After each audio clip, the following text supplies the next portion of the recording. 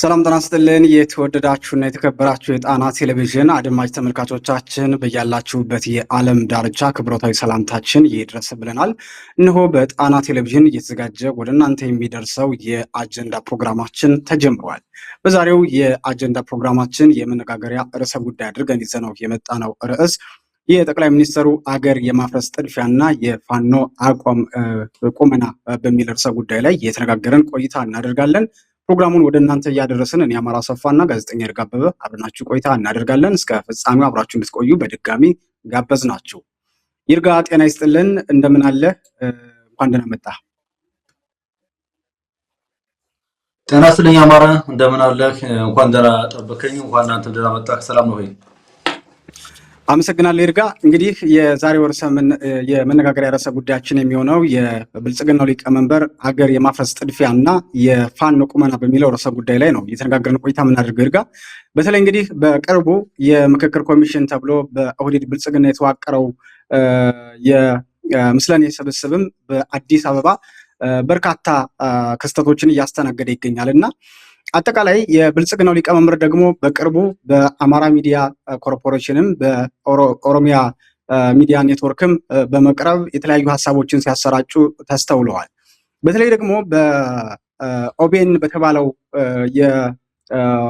አጠቃላይ የኦሮሚያ ሚዲያ ኔትወርክ ላይ ያስተላለፉት መልእክት ደግሞ እጅግ መነጋገሪያ ሆኖ በበርካታ የጥላቻ ንግግሮች ጭምር የታጨቀ ወይም ደግሞ በተለይ የኦሮሞ ጥያቄዎች አጠቃላይ የነዚህ አክራሪ የኦሮሞ ፖለቲከኞች ጥያቄ መቼ ነው ማብቂያው ያስባለ ጉዳይ ሆኖ ተገኝቷል እና እነዚህን ጉዳዮች ከምክክር ኮሚሽኑ ጋር አሁን በወቅቱ ላይ ትኩረት ተደርጎ በአዲስ አበባ ላይ እየተሰራ ያለው ነገር መነጋገሪያ ሆኗል እና ይርጋ እነዚህን ያዛመድን ነው ቆይታ የምናደርገው። እንደው አጠቃላይ ሂደቱን የብልጽግናው ሊቀመንበርን ንግግርስ እንዴት አገኘኸው?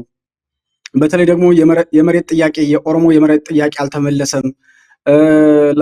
ላይክ የኦነግ ሸኔ ከአማራ ኃይሎች እና ከትግራይ ኃይሎች ጋር በመጣመር የኦሮሚያን ሰላም እየበጠበጠ ያለው ኦነግ ሸኔ ነው እና መሰል በርካታ የ100 ዓመት ቅኝ ግዛትን የመሰሉ እጅግ ኦሮሞ ከማን ነው ቅኝ ግዛት ውስጥ ወድቆ የነበረው ምናምን ተብለው ጥያቄ ሊያስነሱ የሚችሉ ጉዳዮችን ያነሱበት ሁኔታ ነው ያለው ማለት ነው። እና አጠቃላይ ሂደቱን እንዴት አየኸው? ይሄ ነገርስ ጥድፊያው ምን ያክል ነው? ወደ ምን ኢትዮጵያን ወዴት ያመራት ነው የሚለው ላይ ሐሳብ አስተያየትክን እንድትሰጥና ከዛ ወደ እኔ ሐሳቦች እመለሳለሁ። ይርጋ ወደ አንተ ልምጣ።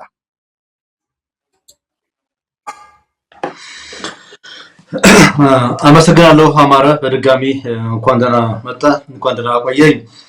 አማራ እንግዲህ የጠቅላይ ሚኒስትሩ ሀገር የማፍረስ ጥድፊያና የፋኖ ቁመና በሚለው ርዕሰ ጉዳይ ስንወያይ በዋናነት እንግዲህ አንድ ክስተት ላስታውስልን። የሰሜን ኮሪያው ፕሬዝዳንት ኪም ጆንግ ኡን የሀገሪቱን ፕሬዝዳንትነት ስልጣን በያዘ በሰዓታት ልዩነት ቢቢሲ አንድ የሰራው ዘገባ ነበርና ምን ይላል ቢቢሲ ዘገባ? ሰሜን የ28 ዓመት ወጣት የኒውክሌር ቁልፍ ባለቤት ሆነ ይላል ዜናው። እና ይሄ የ28 ዓመት ጎረምሳ ዓለምን የሚበጠብጥ ኃላፊነት የማይሰማው ጀስት እንትን ነው ብሎ የዘገበው ዘገባ ነበርና አብይ አህመድ የኢትዮጵያ ጠቅላይ ሚኒስትርነት ቦታን በያዘበት ወቅት ላይ ምን አይነት ሀገር ሊፈጠር እንደሚችል ብዙዎች ተናግረውታል። ለውጥ ፈላጊዎቹ ግለሰቦችና ቡድን ደግሞ ጊዜ እንስጠው የሚል ነበረ። ብቻ በምንም እንግዲህ ይሄ ሀገር ዕጣ ፈንታው በዚህ ሰውዬ እጅ ላይ ሆኗል፣ በዚህ ሰውዬ እጅ ላይ ሆኗልና እነዚህ ሰውዬ እንግዲህ የኢትዮጵያ ጠቅላይ ሚኒስትር ሆነው የመንግስታቸውን የሥራ ኃላፊነት በወር አንዴ ይፋዊ የጋዜጠኞች መግለጫ አይሰጡም። አማራ እንደምታውቀው ሚዲያ ጠርተው በወራዊ መግለጫ የሚባል ነገር አይሰጡም። የኢህአዴግ ስራ አስፈጻሚ ስብሰባም የሚኒስትሮች ምክር ቤት ስብሰባም በቀጥታ በላይ ቢተላለፋል ብለው ቃል የገቡት ሰው ጭራሽ እሳቸው የሚጠበቅባቸውን ግዴታቸው የሆነውን የወራዊ የስራ አፈጻጸማቸውን ሪፖርት ለሚዲያ በጋዜጠኛ መግለጫ ያቀርቡ። እሳቸው ተዘጋጅተው በራሳቸው ካሜራ ባለሙያ ተዘጋጅተው ራሳቸው ሚሞሪ ሰጥተው በሳቸው ብቻ ፍቃድ የተዘጋጀ የሰሜን ኮሪያውን ፕሬዝዳንት አይነት አንድ ምስል ብቻ ነው የሚወሰደውና ይሄ የተለመደ አንዱ ችግራቸው ነው። በተለይ ደግሞ የውጭ ሚዲያና የነጻው ፕሬስ ጋዜጠኞችን በጣም ይፈራሉ፣ ይጠራሉም ጭምር። የበቅጥ የውጭ ሚዲያ ሲባል ያው ትንሽ አንዳንድ ጊዜ የክሮስ ጉዳይ ማለት ከቋንቋ ጋር ሊሆን ይችላል ብዬ አስገምታለሁ። ሊሆን ይችላል ብዬ ነው የምገምተው ነው ብዬ እርግጠኛ አይደለሁም። ከዛ ጋር ሊሆን ይችላል፣ ከፈጣን ጥያቄዎች ጋር ሊሆን ይችላል፣ ሞጋሽ ጥያቄ ቀርብብኛል ነው ስለሚፈርዱ ሊሆን ይችላል። በፍጹም የውጭ ሚዲያን ሲያዩ ግንባራቸውን የሚያለባቸው ሰው ናቸው። ስለዚህ እሳቸው ምንድነው የሚያደርጉት? የተመረጠ ጥያቄ ያዘጋጃሉ በፕሬስ ሰክሬታሪያት በኩል ያንን የተዘጋጀ የተመረጠ ጥያቄ ያዩታል፣ ያነቡታል፣ ልክ እንደ ፓርላማው ጥያቄ ማለት ነው። ከዛ በኋላ የተመረጠ ሚዲያ ይጠራና እናንተ ኢንተርቪው አድርግ ይባላል። የሚሄደው ሱፍና እንትን ለብሶ ብቻ ነው የሚሄደው። በቃ ሌላ ነገር የለም። ሚሞሪውን ራሱ ዞይዳል። በኋላ እሷን ሸምድዶ ማቅረብ ነው። ከዛ ባለፈው ሳምንት አሚኮ ነበር ተረኛ። የአሚኮ ጽዋ መጣለት። እሱ የጽዋውን ከፍቶ ሄደ። በኋላ ኦቢኤን መጣ። የኦቢኤን ጋዜጠኛ ፍስሐ ይባላል፣ ማቆልጅ ነው እሱ። እንግዲህ አሁን በነገራችን ላይ የኦቢኤን ስራ አስኪያጅ ነው የቀረበው። የአሚኮም ስራ አስኪያጅ ነው ኢንተርቪው ያደረጋቸው። ይሄኛው ደግሞ የኦቢኤን ነውና እዛ ቀርበው እንግዲህ ብዙ ነገር ነው የተናገሩት። ኦቢኤን ማለት የኦሮሞ ብሮድካስት ኔትወርክ ማለት ነው። እዛ ላይ ቀርበው በጣም ብዙ አደገኛ ነገሮች የተናገሩት። አንዳንዶቹ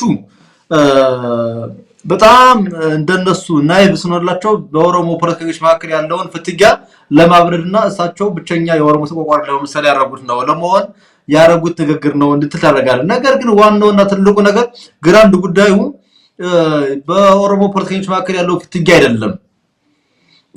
ጥያቄው ምንድነው? በቃ የጋራ አንድ የሚያረጋቸው የሚያጋባባቸው ነገር አለ። አንተ የምትናገረው አንድ አባባል አማራ አንድም ሶስትም የሆኑ ናቸው ትላቸዋለህ። መንግስት ይሆናሉ፣ ተቃዋሚ ይሆናሉ፣ ታጣቂ ይሆናሉ። እንደምትለው አንድ አይነት ሐሳብ አንድ አይነት አመለካከት ይዘው ግን በሶስት ቦታ ይሰለፉብሃል። ስለዚህ እኔ እነዚህ የተናገሩት ንግግር በኦሮሚያ ክልል እንደምታውቀው ያው ሽመልስ አብዲሳ ወይም ደግሞ በአዲሱ ቋንቋ በድሮ አባባሉ ከታየ የዘመናችን ሃማ የምትለው ሰው ሊሆን ታውሎ ይጠራሉ አቶ ሽመልስ። እሳቸው እንግዲህ በኦሮሚያ ክልል ከኔ በላይ ሰው የለም ብለው ያስባሉ። 2013 ምርጫ ላይ አቶ ታከለ ኡማን ከጨፌ ኦሮሚያ እንዳይወዳደሩ የከለከሉ ሰው ናቸው። አቶ ታዬ ደንዳን በምክር ቤት እንዳይናገሩ ማይክ የሚያስጸፉ ሰው ነበሩ። አጠቃላይ ያለሳቸው ፍቃድ ኦሮሚያ ውስጥ ሃይወታ እንዳገባ የማድረግ ብቃት አለ ብለው የሚያስቡ ሰው ናቸውና ስለዚህ በጠቅላይ ሚኒስትሩ ላይም ወይ ደግሞ በብልጽግና ሊቀመንበር ላይም ትንሽ ትክሻ የማውጣት ስሜት እያታየባቸው ነው የሚል ሐሳብ ያለ። ስለዚህ ያቶ ሽመልስን እኔ ካንተ በልጣለሁ፣ ካንተ በላይ እኔ ለኦሮሞ ቆረቆራለሁ የሚል አንደምታ ያለው ንግግር ነው የተናገሩት የሚሉ አንዳንድ ግለሰቦች አሉ። በሌላ በኩል ደግሞ ይሄ ንግግር ዝም ተራ ንግግር የለም። ተራ ብሽቅ ወይ ደግሞ የአንድ ብሔር ብቸኛ ወኪል ነኝ ወይ ደግሞ ከኔ የሚበልጥ ወኪል የለም ሌሎቹ ከኔ በታች ናቸው ለማለት የተደረገ ሳይሆን ሀገር የማዋለድ እሳቤ ነው። ይሄ ንግግር ተራ ንግግር አይደለም። የኦሮሚያ ክልል መዝሙር ኦሮሞ ሆይ ኦሮሚያ እንኳን ደስ አለሽ የ100 ዓመት እድፍሽን አጽድተሻል ይላል።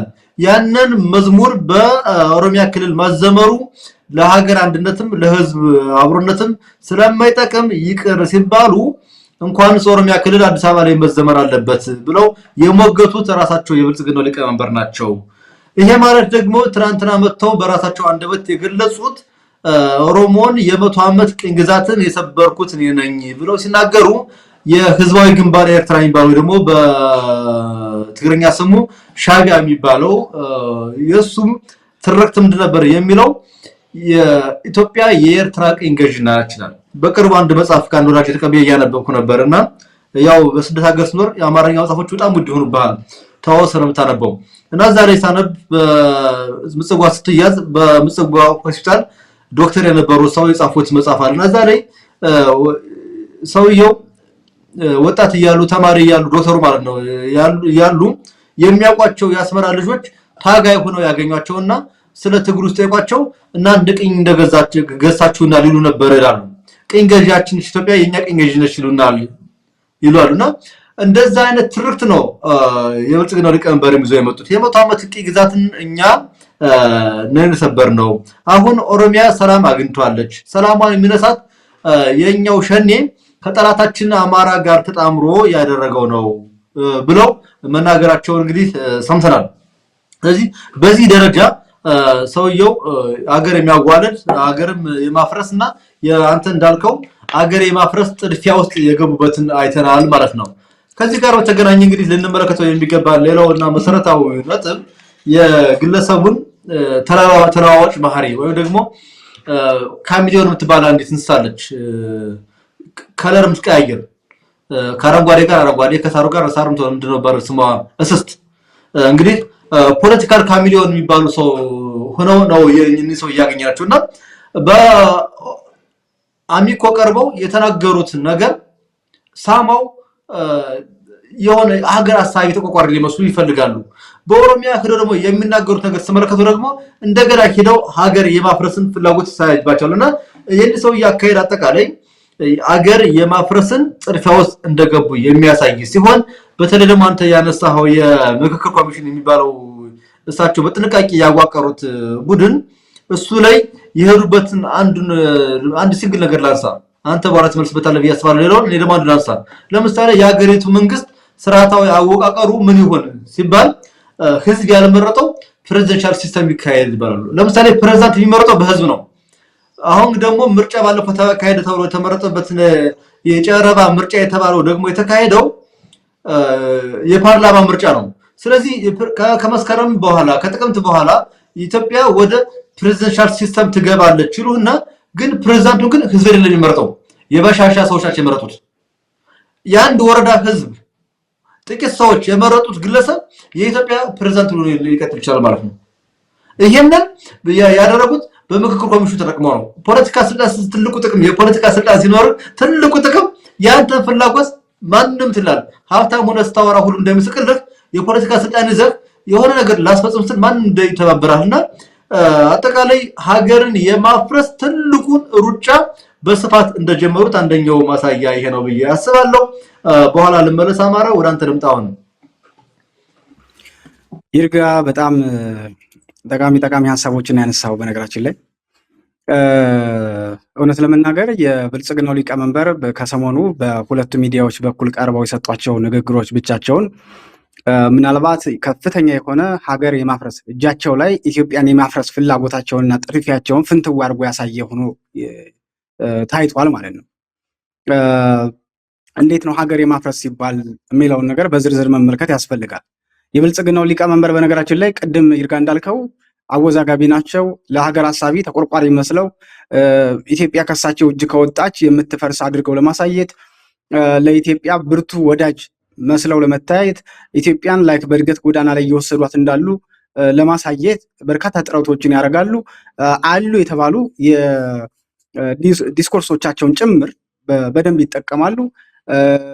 ሰፊ የሆነ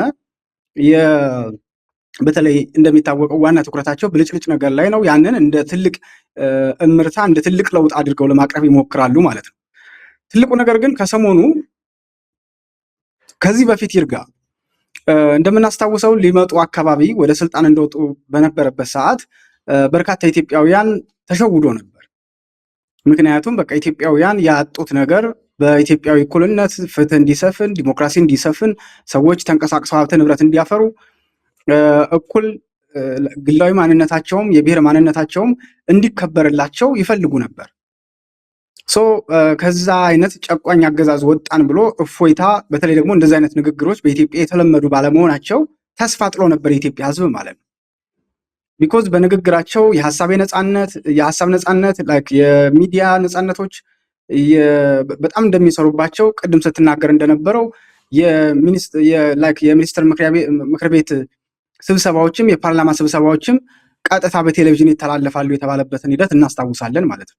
ከሰሞኑ ግን ለማፈን እንዲመቻቸው ላይክ ነጻነቱን ስትሰጠው ህዝቡ ያንን ነጻነት ማቻቻል ያቀተዋል አይነት ነገር ላይክ ታፍኖ የነበረውን እንትን ማኔጅ ለማድረግ ትንሽ ይከብዳልና ያ ነገር የፈጠረው ነው ብለው ለዛ መደበቂያ ነገር ሲፈልጉ ይታያሉ ማለት ነው። በጥቅሉ በዚህ የኦሮሚያ ብሮድካስቲንግ ኔትወርክ በተሰኘው ሚዲያ ላይ ቀርበው የተናገሩት ንግግር ላይክ ኢትዮጵያን ለማፍረስ ምን ያክል እንደቋመጡ ምን ያክል እንደተጣደፉ በፍጥነት ላይክ ኢትዮጵያ ካልፈረሰች እረፍት የሌላቸው መሆኑን ጭምር ማሳየት ነው የመጀመሪያው። ከዚህ መካከል የኦሮሚያን ከዚህ በፊት እንግዲህ ህወሓት የፈጠረውን ትርክት መሰረት አድርጎ ላይክ ተጨቁነናል፣ ተበድለናል የሚል ትርክት ነው እንዲገዙ የተደረገው ማለት ነው። አሁን ደግሞ ለ100 ዓመትና ከዛ በላይ በቀኝ ግዛት ውስጥ እንደነበሩ አድርጎ ለማቅረብ የተሄደበት ርቀት ብቻውን ሰፊ የሆነ ትርጉም አለ። ይርጋ 100 ዓመት በማን ነበር ጭቆና ውስጥ የነበሩት እነዚህ ሰዎች? ማን ነበር የጨቆናቸው የሚለው ራሱን በሰፊው መነጋገሪያ ሊሆን የሚገባው ጉዳይ ነው። ሲቀጥል ደግሞ የመቶ ዓመት እድፍ የሚለውን የመዝሙሩ ላይ በኦሮሚያ መዝሙር ላይ የተቀመጠውን ሀሳብ እሳቸው ጭምር ያንን በማዘጋጀት ረገድ ሚና እንዳላቸው ያሳዩበትን ሁኔታ አይተናል ማለት ነው። እንግዲህ ዋናው ነገር በዚህ ሀሳብ ላይ የተቀመጡት ነገሮች ምንድን ናቸው? የተነገሩ ንግግሮች ጥላቻ ወለድ ንግግሮች ናቸው። በኢትዮጵያውያን ላይ መተማመን እንዳይኖር የበለጠ ልዩነቱን የሚያሰፉ ንግግሮችን የተናገሩት ማለት ነው። ከዛ ውጭ እንግዲህ ይርጋ የመሬት ፍላጎታቸውን የኦሮሚያ የመሬት ጥያቄ አሁንም አልተመለሰም ይላሉ ማለት ነው። ይህ ሰውዬ ሀገር የሚመሩ ሰው ናቸው። ባይ ዲፎልት እድል ቀንቷቸው የኢትዮጵያን በታሪክ አጋጣሚ ኢትዮጵያን የመምራት እድል እጃቸው ላይ የወደቀ ሰው ናቸው ማለት ነው። የኦሮሚያ የመሬት ጥያቄ ማንን ሲይዝ ነው የሚመለሰው የሚለው በራሱ አጠያቂ ጉዳይ ነው። የት ነው የሚመለሰው? መቼ ነው ፍላጎታቸው የሚረካው? እንግዲህ ሁሉም ወጥተው በተቃዋሚ በኩል ያሉትም በፓርቲ ማዕቀፍ ውስጥ ላይክ በብልጽግና በሁዲድ ብልጽግና ማዕቀፍ ውስጥ ያሉትም ጫካ ያሉትም ተመሳሳይ ጥያቄ አላቸው። ላይክ ስለ ወረራ ነው ሁሌ የሚያወሩት። ከዚህ በፊት እንግዲህ ዶክተር ራሄል ባፌ ይመስሉኛል ድሮ ላይክ የምንድን ነበረ ቀስት ነበር ቸክለው ይሄ ግዛት የኛ ነው ይሉ ነበር። አሁን ደግሞ ላይክ የዘመኑን ቴክኖሎጂ ተጠቅመው ጎግል ማፕ ላይ ነው ቦታዎችን ስያሜዎችን እየቀየሩ ላይክ ወደ ራሳቸው እያካለሉ ያሉት ሲሉ የተናገሩበትን መንገድ ሁሉም ሰው የሚያስታውሰው ነው ማለት ነው። አሁን ግልጽ የሆነ ይሄ ንግግር አንደኛ የመሬት ጥያቄያችን አልተመለሰም ሲባል የመጀመሪያው በዚሁ በብልጽግናው ሊቀመንበር ፍላጎት የተቋቋመው የምክክር ኮሚሽን የሚባለው ስብስብ አዲስ አበባ ላይ የመከረ ባለበት ሁኔታ ውስጥ እንግዲህ ከፍተኛ የሆነ ፍትጊያ እየተነሳ ነው። ብዙዎቻችን ገና ከጅምሩ ጀምሮ ለምን ፍላጎት እንደተቋቋመ አበክረን ስንሞግት ነበር። ይርጋ መቼም ማለት ማሰብና ማገናዘብ ለሚችል ሰው የኦሮሞ አሁን ያለው የኦህዴድ ብልጽግና ፍላጎት ሰዎች መተንበይም ነብይ መሆንም ምንም መሆን አይጠበቅባቸውም።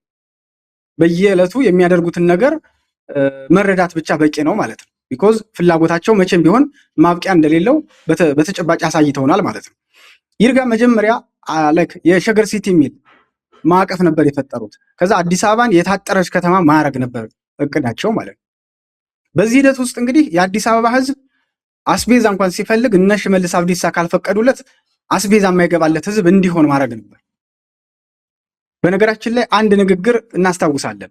ሽመልስ አብዲሳ የሆነ ወቅት ምንድን ነበር ያሉት? አዲስ አበባን የምትጠላ ከተማ እናረጋታለን።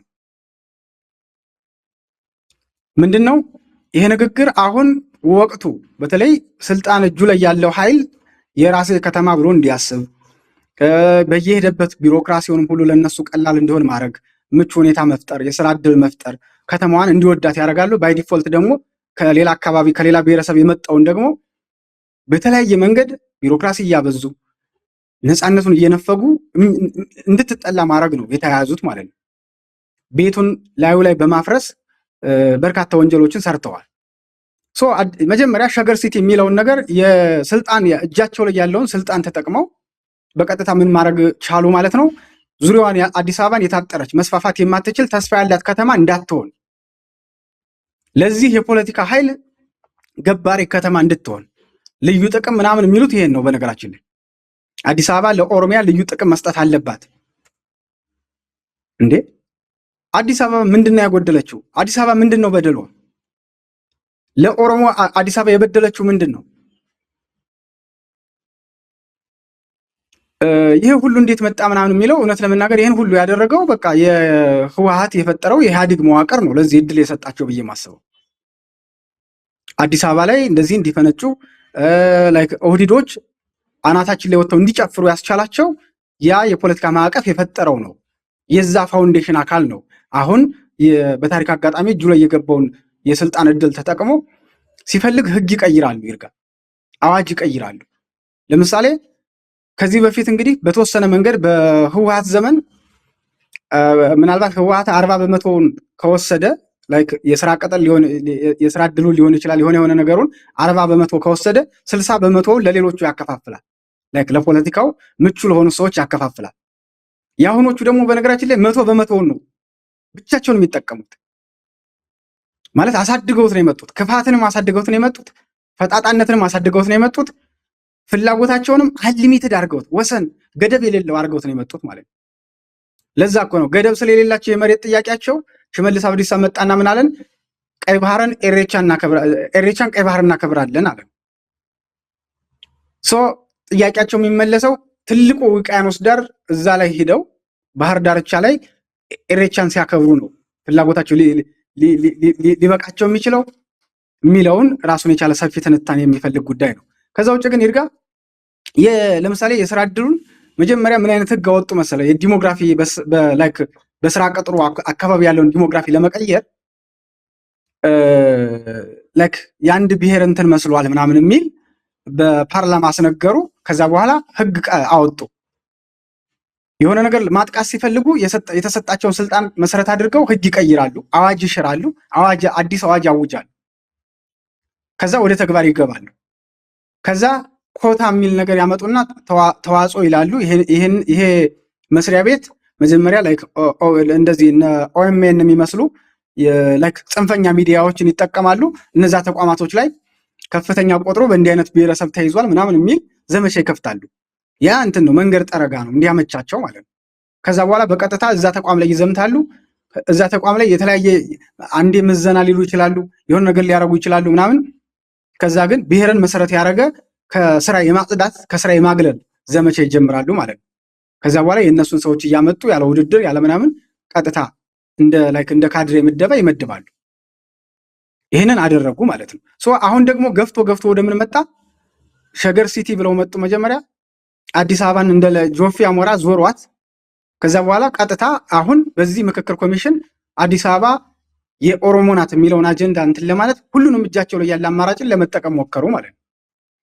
እንግዲህ ጥያቄዎቻቸውን ሲጠቀሙ ይርጋ ቅድም እንዳልኩት የህግ ማዕቀፍን ይጠቀማሉ፣ የፖለቲካ ስልጣናቸውን ይጠቀማሉ፣ የጦር ኃይላቸውን ይጠቀማሉ። በነገራችን ላይ አማራው ጋር ጦርነት ሲከፍቱ አማራው ጋር ጦርነት ለመክፈት የሚያስችል ምክንያት አልነበራቸውም። አማራው ግን በቁጥርም በብዙ ነገር ተገዳዳሪ ነው ብለው ስለሚያስቡ ቀጥታ አማራውን መምታት እንደ ግብ ስለወሰዱት የቀጣይ የ100 ዓመትና ከዛ በላይ የሚሆን ፖለቲካቸውን ለማስተካከል አማራውን በኢኮኖሚ እንዲደቅ ማድረግ አለባቸው። ማህበራዊ ክራይሲስ ውስጥ እንዲገባ ማድረግ አለባቸው። በብዙ መንገድ አማራው ምስቅልቅል ውስጥ እንዲገባ ይፈልጋሉ ማለት ነው። ያ ከሆነ እነሱ በብዙ ነገር ቀድመው ይሄዳሉ። ከዛ የኢትዮጵያን ፖለቲካ በብቸኝነት ተቆጣጥረው ብዙ ዓመት መቀጠል ነው የሚፈልጉት ማለት ነው። እንግዲህ በምክክር ኮሚሽኑ የቀረበው ጉዳይ ሌሎች አጀንዳዎች ላይ ጭምር ነው አደጋ ይዞ የመጣው ማለት ነው። በነገራችን ላይ ምናልባት የተወሰነ አንዳንዶቹ ላይ ተወዛግበው ሀገር የሚያሻግር መስሏቸው ብልጽግና ኦህዴድን ተስፋ ጥለውበት ምናምን ገብተው የነበሩ ሰዎች ጭምር ይሄ በሆዳቸው ያልተሸጡትን ማለት ነው እንደው በተወሰነ መንገድ በመወዛገብ የገቡትን ሰዎች ግልጽ የኦሮሞ አሁን ያለው የኦህዴድ ፖለቲካ ግልጽ ሆኖ የታየበት ነበር ማለት ነው። ሌላኛው አማራጫቸው ወታደራዊ ኃይላቸውን ይጠቀማሉ ስንል ከምን አኳያ ነው? በቃ ለእኔ ፍላጎት ተገዥ አይደለም፣ እኔ ለመመሰረታት ኢምፓየር ምቹ አይደለም ብለው ካሰቡ ቀጥታ ጦር ያዘምታሉ። ምክንያት አይጠበቅባቸው። የመደበኛ ኃይሎች፣ ጽንፈኛ ኃይሎች የአማራ ሸኔ ብለው ስሁታቻ ፎልስ ኢኩቫለንት ፈጥረው ቀጥታ ጦርነት ይከፍታሉ ማለት ነው። ቢኮዝ አንዱ የጦርነት ፖሊሲያቸው በነገራችን ላይ የጦርነት ፖሊሲ ቀርጸው የመጡት የብልጽግናው ሊቀመንበር የዚህን ኢምፓየር ምስረታ እውን ለማድረግ ጦርነት ብቸኛ አማራጫችን ነው ብለው ያስባሉ። ማወዛገብም አንዱ ስትራቴጂካቸው ነው። ኮንቪንስ የሚደረገውን ኮንቪንስ ያደርጋሉ፣ ኮንፊውዝ የሚደረገውን ኮንፊውዝ ያደርጋሉ። በዚህ ውስጥ ደግሞ ሁሌም ብአዴንን ካየነው ሁሌም ኮንፊውዝም ኮንቪንስም ይደረጋል። ቢኮዝ ብአዴን ስሪቱ አማራው የፈጠረው አይደለም፣ ብአዴን ሌሎች የፈጠሩት ነው።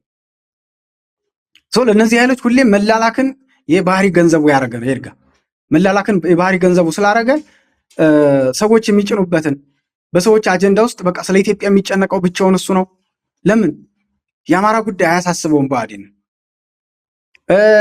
አዲስ አበባ ዙሪያውን እኮ አጠቃላይ በኦሮሚያ ክልል ውስጥ ሲገባ በቃ ለአስተዳደር እንዲመች ለቅርበት ምናምን ብሎ እኮ አሳልፎ ሲሰጥ የነበረው ብአዴን ስሪቱ የአማራ ስላልሆነ ነው። ምንም ነገር የሚቆጨው ነገር ስለሌለ ማለት ነው። ሌላው ደግሞ ይርጋ ወታደራዊ የመደበኛ ኃይሎችን ያደራጃሉ። እንደ ጋቸና ሲሪና እንደ ላይክ ኦነግ ሸኔን በትጥቅና በስንቅ እንደሚደግፉት ገዳ ልዩ ኮማንዶ ያግታሉ። በነገራችን ላይ ላይክ እገታን መንግስታዊ ነው ያደረጉት። ለምሳሌ ለፖለቲካ እንደ እንቅፋት የሚቆጥሩትን ሰው ያግታሉ። ወንበዴ አላቸው ራሱን የቻለ የወንብድና ስራም ይሰራል መንግስት ማለት ነው። ይህንን ሁሉ አማራጭ ነው እየተጠቀሙ ያሉት። እንግዲህ በምክክሩ አጠቃላይ ያለው ሁኔታ አሳሳቢ እየሆነ መጥቷል። በተለይ ዛሬ ዋዜማ አንድ ነገር ይዞ ወጥቷል። ይርጋ በምክክር አዳራሾቹ ከሚደረግ የምክክር ሂደት ውጭ ይላል ዋዜማ ትይዩ የሆኑ ድርድሮች እየተካሄዱ ነው ይላል። እንግዲህ የማንነት እውቅና የአስተዳደር የማንነት ጥያቄ የአስተዳደር መዋቅርና ሌሎች ጥያቄዎች ያሏቸው ፓርቲዎችን ብሏል በዘገባው ከብልጽግና ፓርቲ ድጋፍ እንድታገኙ በአዲስ አበባ ጉዳይ አግዙን የሚል መደራደሪያ እየቀረበላቸው መሆኑን ዋዜማ ዛሬ በዘገባው አረጋግጧል ማለት ነው። እንግዲህ አሁን በአማራ ውስጥ ምናምን የተለያየ ጥያቄ ያላቸውን ሰዎች ይመለምላሉ። አይተ ከሆነ የወሎ ዲሞክራሲ ምናምን የሚባል ፓርቲ አቋቁሞ የመጣ ውግንናው ለኦሮሞ የሆነ ፓርቲ አቋቁመዋል። እነዚህ እንግዲህ አሁን በአማራ ስም ምንድን ናቸው? ተሳታፊ ናቸው። እዛ ምክር ቤት ላይ የምክክር ኮሚሽኑ ላይ የሚሰሩት ለማን ነው? ለኦሮሞ ፖለቲካ እሱ እንዲያሸንፍ ነው የሚሰሩት ማለት ነው። እያንዳንዱ ነገር ስልታዊ በሆነ መንገድ እየሰሩ እንዳሉ ብዙ ማሳያዎች እየወጡ ነው። ይርጋ ይህንን ጉዳይ በቀላሉ የሚታይ ነው ብዬ አላስብም። በጦር ሜዳው ላይም አጠቃላይ የፖለቲካ ስልጣንን በመጠቀምም ይሄ አልሆንላቸው ሲል ደግሞ ህጋዊ ያልሆኑ የመደበኛ የሆኑ ኃይሎችን በማደራጀት ከፍተኛ ማወዛገብ ኃይልን መጠቀምን እየሰሩበት እንዳሉ ሊታወቅ ይገባል ብዬ ነው የማስበው። ከዚህ በመቀጠል እንዲያው አይ ቲንክ ዶክተር አምባቸው ወደ አማራ ክልል ፕሬዚዳንትነት እንደመጣ የተናገረው አጭር ንግግር ነበርና እስኪ ምናልባት ያንን ንግግር እናድምጥና ይርጋ ወደ አንተ እንምጣ። አዲስ አበባ የኔ ነው የሚል ጽንፈኛ ኃይል ተፈጠረ። ይህንን ደግሞ አንቀበልም ብለን አቋም የያዝነው እኛ ነን። የአማራን ህዝብ መብትና ጥቅም አሳልፈን በመስጠት ከማንም ጋር አንደራደርም። በነገራችን ላይ ስንታገልኛ ለአማራም እንታገላለን፣ ለመላ ኢትዮጵያም እንታገላለን። እኛ የነዛ ታሪክ ሰሪ ልጆች ነን። አዲስ አበባ ላይ የተነሳው ውዝግብ በልዩ ጥቅም ምክንያት አይደለም፣ በባለቤትነት ምክንያት ነው። አዲስ አበባ የኔ ነው የሚል ጽንፈኛ ኃይል ተፈጠረ። ይህንን ደግሞ አንቀበልም ብለን አቋም የያዝነው እኛ ነን። አዲስ አበባ የአዲስ አበባዎች የኢትዮጵያ ህዝቦች እና የሀገሪቱ ዋና ከተማና መናገሻ እንዲሁም የአፍሪካ መዲና ናት። በህገ መንግስቱ መሰረት ኦሮሚያ ልዩ ጥቅም አለው ነው። ይርጋ ተመልሰናል። በነገራችን ላይ አስበው እንግዲህ ምናልባት ይሄ ንግግር የተነገረበት ጊዜ መቼ ነው? የመልእክቱ ይዘት ምን ይላል? አማራው እንዴት ወደ ተገዳዳሪነት እየመጣ እንደነበር ያሳይ ነበር ማለት ነው። ፋይናሊ አሁን አማራው ያለበትን ሁኔታ አስበው ይርጋ። እንግዲህ በዛ ሰዓት ስለ ልዩ ጥቅም ጉዳይ የፖለቲካ ሽፋኑ ልዩ ጥቅም ነበረ። ሪያሊቲው ግን ውስጡን የሚደረገው የባለቤትነት ጉዳይ ነው። የሚናገረው ይሄን ነው። ዛሬ አመጡት ማለት ነው። ተገለጠ። ያኔ አዲስ አበባ ልዩ ጥቅም ትስጥ፣ ውሃ ከኛ ትወስዳለች፣ እንደዚህ የተለያዩ ነገሮችን መሰረት አድርገው ልዩ ጥቅም ትስጠን የሚል የፖለቲካ ሽፋን ነበረው። ከዛ ደግሞ ውስጡን ግን አዲስ አበባን በባለቤትነት የመውሰድ የመቆጣጠር ፍላጎት መኖሩን ያንን የሚጠይቅ ጽንፈኛ ኃይል ተፈጠረ ነው የሚለው። የአማራ ፖለቲካ አሁን ያለበትን ቅርቃር ይየው፣ የመሪዎቹን ቁመና ይየው። ማለት አሁን ለምሳሌ ብአዴን ሲባል በነ ዶክተር አምባቸው ጊዜ የነበረው የብአዴን መዋቅር የኦሮሚያን ፖለቲካ የመገዳደር አቅም ፈጥሮ ነበር። እኩል ለእኩል መነጋገር እኛ አማራው ከፍተኛ የሆነ መስዋዕትነት ከፍሏል ያንን ለውጥ ለማምጣት። ከዛ ግን ለውጡን ለነዚህ ኃይሎች በማስረከብ ረገድ ሚና የነበራቸው ሰዎች አሉ። እንደዚህ ደግሞ እኩል ፊት ለፊት መነጋገር የሚችሉ የአማራን ክብር ማስጠበቅ የሚችሉ ግርማ ሞገስም አቅምም የነበራቸው ሰዎች ነበሩ። ብዙ ሳይሰነብቱ ግን 3 ወር ሳይሞላቸው ነው ላይክ በውስጥም በውጭም ጠላቶች ተባብረው ላይክ እንትን የሆኑት ማለት ነው። ይርጋ ወደ አንተ ልምጣና አጠቃላይ ምን ታዘብክ የሚለውን የተወሰነም የፋኖ አቋም ላይም ከፍተኛ ኃላፊነት አለበት ፋኖም እና እዚህ ላይ ወደ አንተ ልምጣ። እንግዲህ በርከት ያሉ ሀሳቦችን ማንሳት የምንችልበት ሰዓት ነው። እዛ በፊት ግን ስሜታዊ የሚያደርገውን የዶክተር አምባቸውን ንግግር በተመለከተ ትንሽ እንበል። እንግዲህ አንድ አባባል አለ አማራ ዝንጀሮና ብሔርተኛ አንድ ነው ይባላል፣ ያለፋበትን ነው ልብላ የሚለው ይባላል። እና ይሄንን ዶክተር አምባቸው ቃል በቃል የተናገሩት አዲስ አበባ የኔ ናት የሚል ጽንፈኛ ተፈጠረ ነው ያሉት። የኔ ናት የሚል ጽንፈኛ ተፈጠረ ብለው ሲናገሩ እሳቸው እንግዲህ በወቅቱ አባል የነበሩበት የኢህአዴግ ውስጥ ወይ ደግሞ እሳቸው አዴፓ ናቸው። ጽንፈኛ ብለው የጠሩት ደግሞ ኦዴፓ ይባል የነበረው ዛሬ የኦሮሞ ብልጽግና የሚባለው እና ጠቅላይ ሚኒስትርም የብልጽግና ሊቀመንበር የሆነውን ኃይል ነው እንግዲህ እንደዛ የተናገሩት። አንዳንድ ጊዜ አማራ ፖለቲካል ካሪዝማ የሚባል ነገር አለ። በቃ የፖለቲካል ካሪዝማ የምትለው ነገር አለ አይደል? ይሄን ግርማ ሞገስ ወይ ደግሞ ምናምን የምትሏቸው ነገሮች አሉ። የመሪነት ካሪዝማ አላችሁና በቅርቡ አቶ አንዱዓለም አራጌ የተናገሩት አንድ ቃለ ምልልስ ላይ ነበር ሪፖርተር ላይ መስለኛ ሲናገሩ ሰኔ 15 የአማራ ክልል መሪዎች ከተገደሉ በኋላ ኦህዴዶች አናታችን ላይ ወጡብን፣ በቃ ተገዳዳሪ አጡ ብሎ ሲናገሩ ሰናሳውሳልና አጠቃላይ እንግዲህ የአማራ ፖለቲካ ስብራቱ የት ላይ እንደሆነ አምሮ ላለው ሰው ማገናዘብ ለሚችል ሰው ጤነኛ አምሮ ያለው ሰው በልፍዝምሮ ሁሉም ሰው አምሮ ይባላል። ሌላ አምሮ ይባለው ክፋት የሞላበትም አምሮ አለ፣ ተንኮል የሞላበትም ሴራ ብቻ የሚጎነጉንም በቃ አምሮ ይባላል። ለብቻ አንገት ካለ ጭንቅላት አለ ያ አይደለም። በቃ ጤነኛ አምሮ መልካም አስተሳሰብ የሚያስብ ሰው ካለ ይሄ ንግግር ይሄ ዶክተር አምባቸው ንግግር ምን ያክል አማራ ሰው ምን አይነት ሰው እንዳጣ አንዱ ማሳያ ነው ብዬ አስባለሁ። እንግዲህ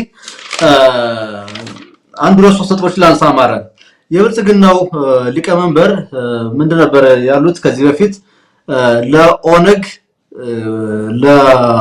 መረጃ አቀብል ነበር ብሏል። እሳቸው ያኔ የኢህአዴግ ሚኒስትር ነው ማለት ነው። የኢህአዴግ ሚኒስትሩ ነው ለኦነግ መረጃ አቀብል ነበር ብሏል። ኦነግን መረጃ በማቀበል አግዘው ነበር አሉ። ኦነግ ያኔ ከማን ጋር ሰራ ነበር? ከግብጽ ጋር ነበር የሚሰራው። ግብጽ የኢትዮጵያ ቀራሚ ጠላት ነች።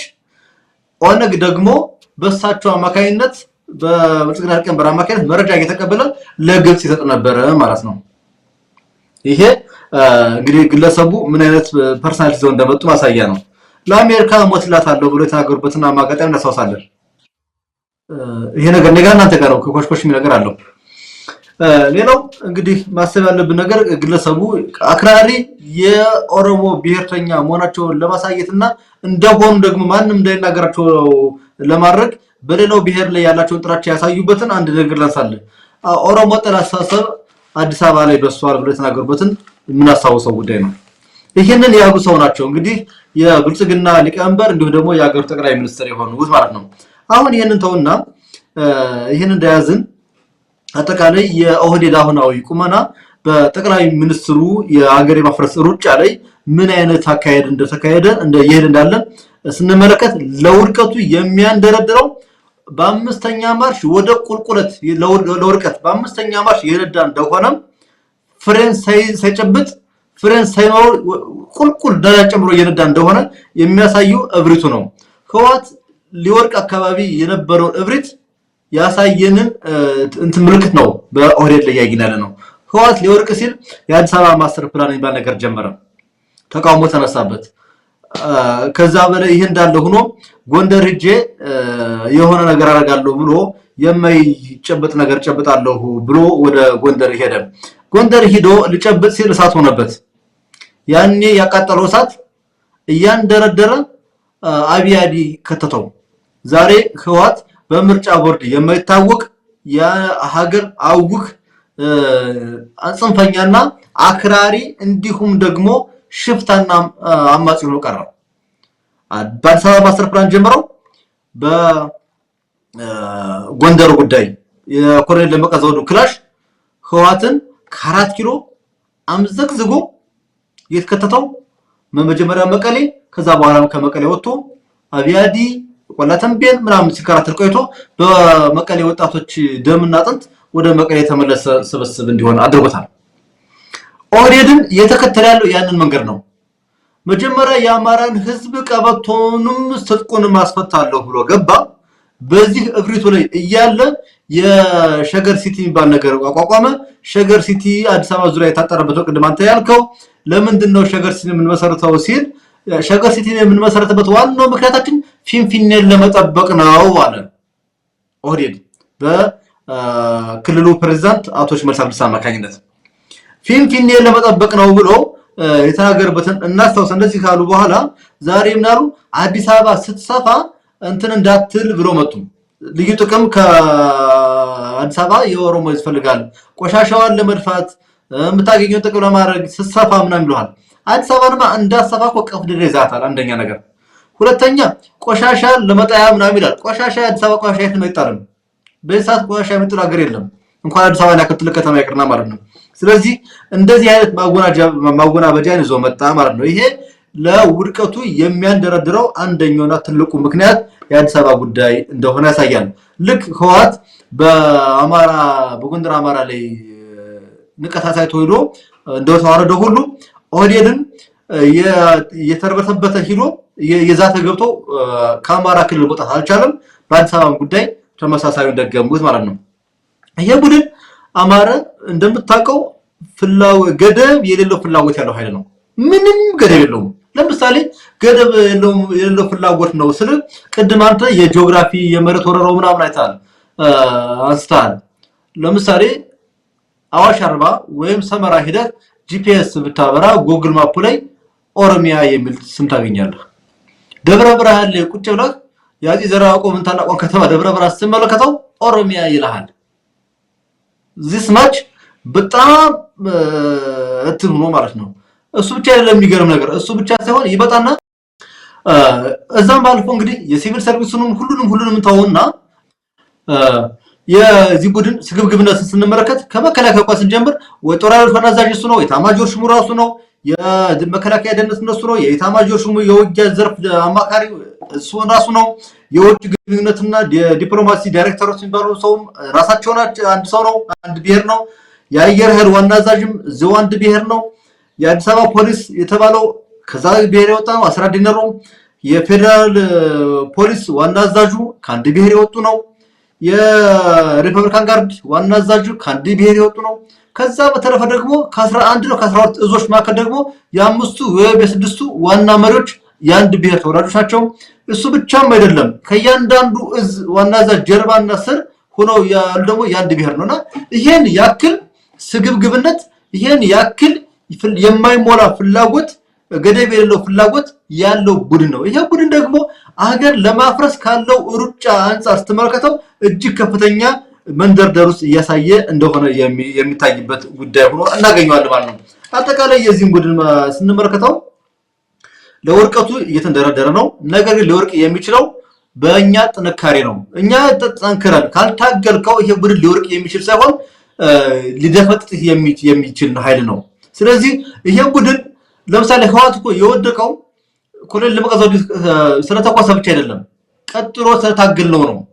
እብሪቱ የዚህ ቡድን እብሪትም እንደዛ ነው የሆነው። ስለዚህ የተጀመረው ትግል አለ፣ የፋኖ ትግል አለ፣ እንዲሁም ደግሞ የከተማ ኢኮኖሚው ትግል አለ። አጠቃላይ የተቀናጀ ትግል ተደርጎ ይህንን ስርዓት ለአንዴና ለመጨረሻ ጊዜ ድረስ እስካልታገልከው እስካልጣልከው ድረስ ይሄ ስርዓት ቅድም አንተ እንዳልከው አዲስ ሽንኩርት የምታገኘው አቶ ሽመልስ አብዲሳ ሲፈቅዱ ብቻ ነው። ውሃ የምታገኘው የአዲስ አበባ ውሃ ሊጠጣ የሚችለው አቶ ሽመልስ አብዲሳ ሲፈቅዱ ብቻ ነው ማለት ነው። ስለዚህ በሁሉም መልኩ ይሄ ስግብግብና ይሄ ገደብ አልባ ፍላጎት ያለው ኃይል አሁንም ቢሆን ደግሞ ቅድም አንተ እንዳልከው ማንን ሲቆጣጠር እንደሆነ የመሬት ጥያቄ እንደሚመልስ አጣቅም። ምሳሌ ኦሮሚያን በ6 ክላስተር ሲያሰባብር ሰሜን ኦሮሚያ የሚባል ክላስተር አልፈጠረም።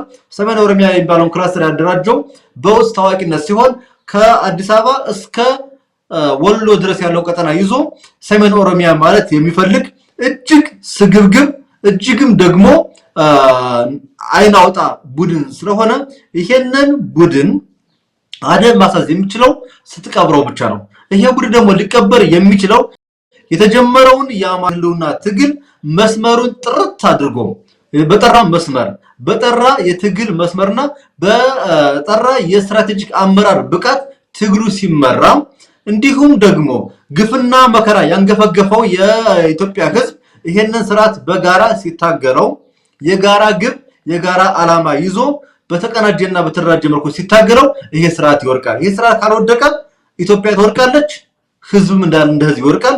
እንደ ሶማሊያ እንበተናለን፣ እንደ የመን እንደሸቅላለን፣ እንደ ሶሪያ እንደከረታለን። ይሄ ከመሆኑ በፊት የብልጽግናው ሊቀመንበር የጆን ቢደል ቡካሳን አስተሳሰብ የሚከተሉ የሳሙኤል ዶን መንገድ የሚከተሉ የዚያድ ባሬን አይነት መንገድ የሚከተሉ እብሪተኛና ለመውደቅ የተንደረደሩ አክራሪ ዘረኛ ብሔርተኛም ስለሆኑ ይሄንን ቡድን መጣል የምንችለው በህዝብ የተቀናጀ ትግል ነው። ለዚህ ደግሞ የጠራ ፕሮግራም፣ የጠራ ዓላማ፣ የተቀናጀ እና የተደራጀ የስትራቴጂካል አመራር ያለው የትግል መስመር ስንከተል ለዚህ እንበቃለን ብዬ አስባለሁ። ለዚህ ደግሞ ሚዲያዎች ቀዳሚ ሚና ይወስዳሉ።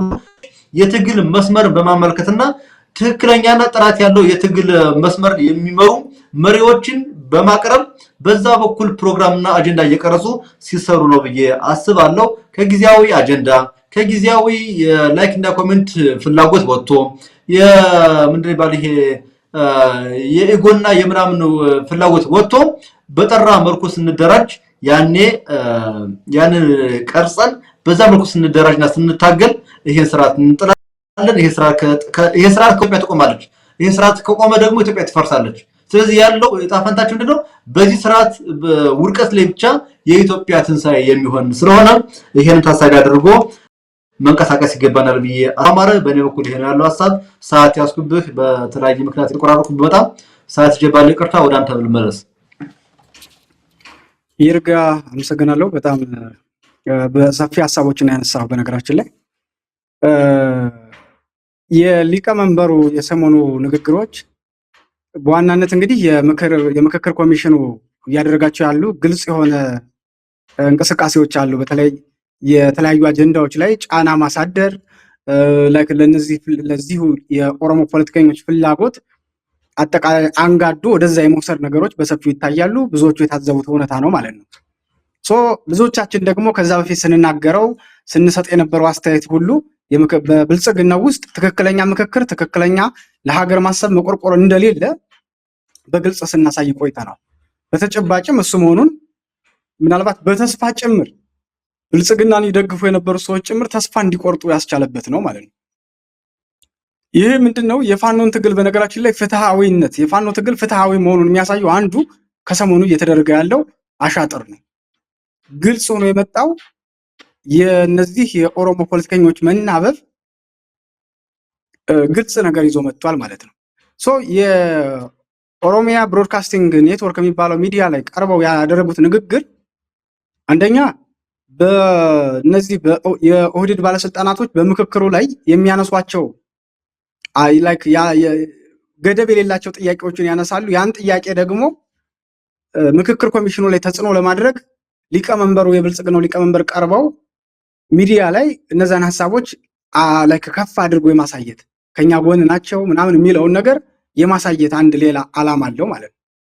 ከዛ ተጽዕኖ አሳድረው እንግዲህ የዋዜማን ዘገባ ቀድም አስደምጫለሁ።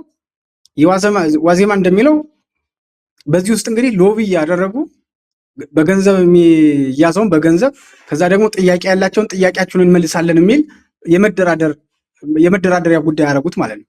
ሀገሪቱ አሁን ያለችው በእንደዚህ አይነት ሰዎች እጅ ላይ ነው።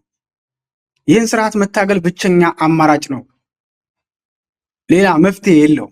ይህ ስርዓት በነገራችን ላይ በሀሳብ ልዩነት በመነጋገር ምናምን እንደማያምን እኛ ተስፋ ከቆረጥን ቆይተናል።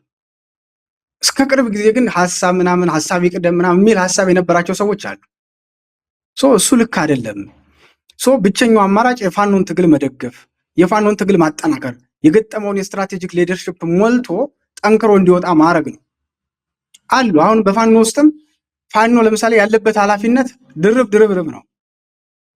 ኢትዮጵያ ላይክ ለኢትዮጵያን ገደል አፋፍ ላይ አቁመው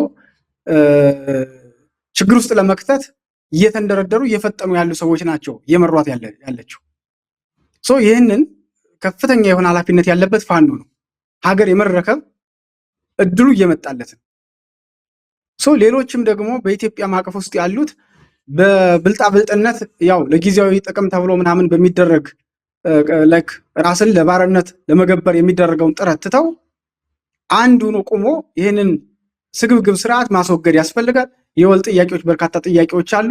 እሱን አስተሳስሮ የከተማ አመፅንም ላይክ የትጥቅ ትግሉንም አፋፍሞ ጠንካራ መዋቅር ፈጥሮ ይህን ስርዓት ለአንዴና ለመጨረሻ ጊዜ ማስወገድ የመጨረሻው አማራጭ መሆኑ መታወቅ መቻል አለበት።